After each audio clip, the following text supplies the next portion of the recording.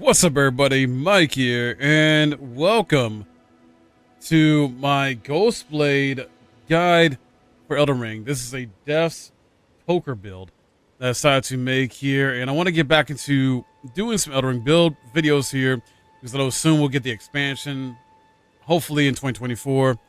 And plus, I just miss playing Elden Ring in general and making build guides for you guys. So this is one I've been thinking about doing for a while.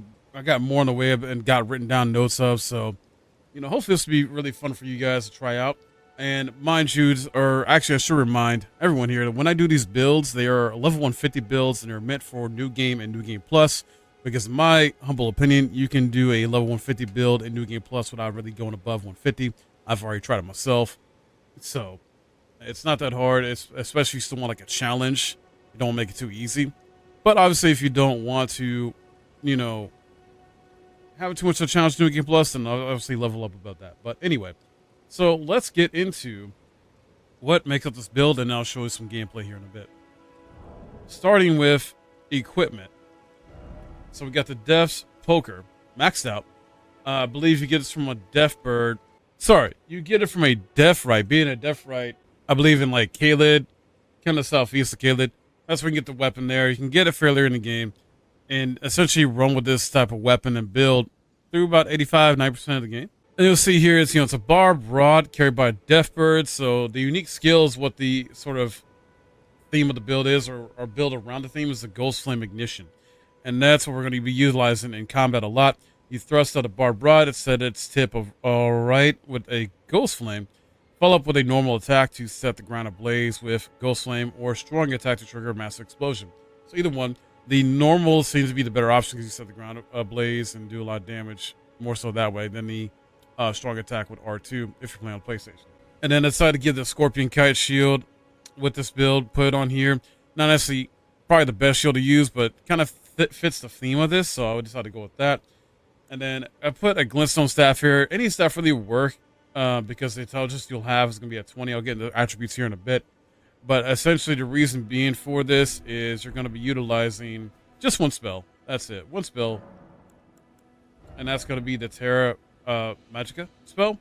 Basically enhance your strength of your magic attacks to help with your skill. Basically. As far as the armor here, I got the Sanguine Noble Hood, Malicus armor with the chest, gauntlets, and greaves. Now, not exactly optimal because, I have to put Bull Goat's Helpson on to help raise poise. So, if you don't want to use this set, there's always a different set you can go with. I believe the Knight's set, right here, like the Knight's armor, you can get this fairly early on, and with the other pieces. So with that, basically, you get the idea. But yeah, talismans wise, I'll go Bull Goat's Talisman if you're going to use the same type of armor I use. Because obviously, you're not going to have Malicus armor too early. You'll use the Knight's Helm early on, which you may not even need to put this on there for that. And then Shard Alexander, help boost the attack power skills. Magic Scorpion, raise the magic attack but lowers your damage negation. And then Dragon Crest, Great Shield Talisman, help mitigate damage negation, especially with this on. So it kind of helps balance it out a bit more. And this you can have whatever you want it to be, up to you. For the attributes, like I said before, this is a level 150 build. So I have my Vigor at 50 for health, Mind at 31, so you have enough FP to use for the weapon skill. Endurance 32, so we have enough stamina, to keep dishing out attacks, dodge, etc. Strength 35, help do good damage with our physical damage with our weapon. Dexterity at 45 as well, do enough physical damage with the weapon because you're going to get most of your damage from strength and dexterity, not so much from the magic. That's why intelligence is only at 20, as you can see here. And then you leave faith and arcane alone wherever it's at, so you don't want to touch those. But yeah. So you're not really going to get your damage really off the intelligence factor. That's why strength and dex is the more important for your physical damage when you do against enemies and bosses. Now, let's showcase this in action. If I don't get hit, that is. So physical damage, first off. Let's show off that. Easily taken out. Obviously, this is maxed out, right?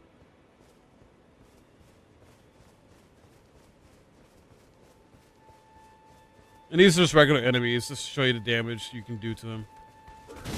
This is just normal attacks alone. This isn't even a heavy attack or strong attack at all.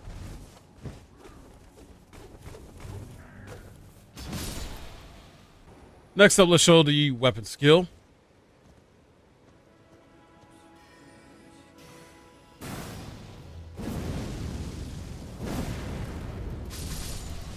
And it just melts him.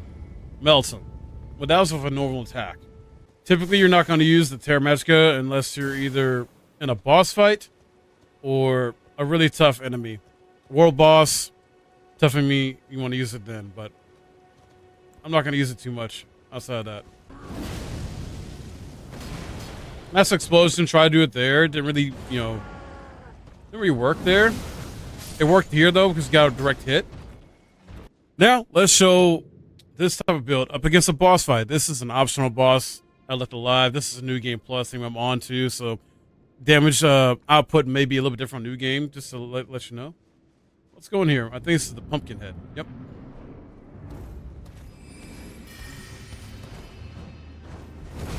I missed my dodge there, but it's alright. As you can see, look at the amount of damage we just did. This is an early optional boss, so it's going to be very, very weak, but I'm just giving you an idea of the damage you can do with these, against these bosses. Like, it just wrecks. This will wreck. And there you have it. So hopefully this build was entertaining and helpful to you guys. Got you excited to maybe try it out in your own type of playthrough or New Game Plus run at some point.